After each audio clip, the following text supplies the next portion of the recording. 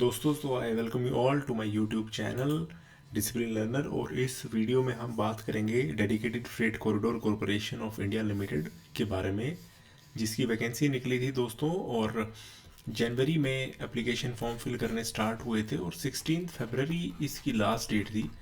उसको लेके एक लेटेस्ट नोटिफिकेशन आया है, उसके बारे में देखेंगे। पहले देखते हैं कि रिक्रूटमेंट नोटिस में क्या था। सबसे पहले तो जैसा हम जानते हैं दोस्तों, DFCCIL एक PSU है अंडर मिनिस्ट्री ऑफ रेलवेज। और इवन जो high speed rail freight corridor के काम चले हैं, जो गोल्डन क्वाड्रिलेटरल को जोड़ा है, जिन 4 शहरों को जोड़ा है इंडियन रेलवेज ने। अगर आपको पता हो दोस्तों गोल्डन क्वाड्रिलेटरल की कौन कौन सी 4 शहर है, तो प्लीज़ आप कमेंट बॉक्स में ज़रूर मेंशन कीजिएगा। ये सारा काम DFCCIL ने किया है। इसके अलावा ईस्टर्न डेडिकेटेड फ्रेट कॉरिडोर और वेस्टर्न डेडिकेटेड फ्रेट कॉरिडोर भी DFCCIL ने बनाया। तो दोस्तों एक बहुत ही बड़ी PSU है और ग्रोइंग सेक्टर है। इसमें अच्छी वैकेंसीज निकली थी।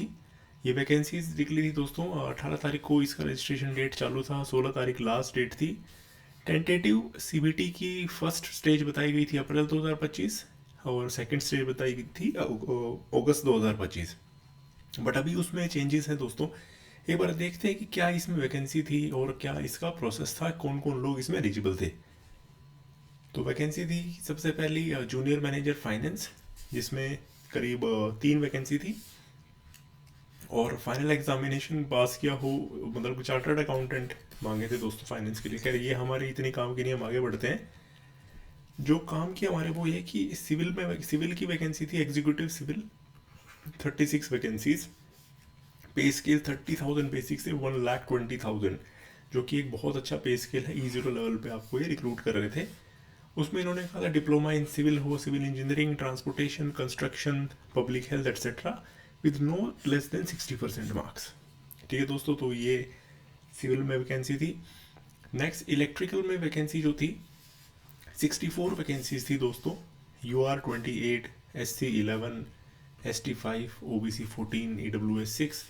इसमें 3 इयर्स डिप्लोमा मांगा था electrical electronics, power supply instrumentation, industrial electronics और power electronics control system with minimum 60% marks. Obviously for general, बाकी जो कैटेगरीज के हिसाब से जो परसेंटेज मार्क्स में रिलैक्सेशन है वो इसमें भी था। Next is executive signal and telecommunication, 75 vacancy दोस्तों। And this is vertical reservation 28 UR के लिए, SC के लिए 9, ST 7, OBC नॉन क्रिम लिए 23, EWS की 8। इसमें दोस्तों 3 years of diploma electrical and electronics में, टेलीकम्युनिकेशन में हो, electronics and computer, electronics and control systems. और ये सारी चीज़ें मतलब बेसिकली बहुत ही प्लेथोरा ऑफ डोमेन दे दिया था कि काफ़ी सारे डोमेन के लोग इसमें एलिजिबल थे with minimum obviously 60% of marks. इसके अलावा दोस्तों वो हमारे ITI कैंडिडेट्स के लिए MTS की पोस्ट भी थी।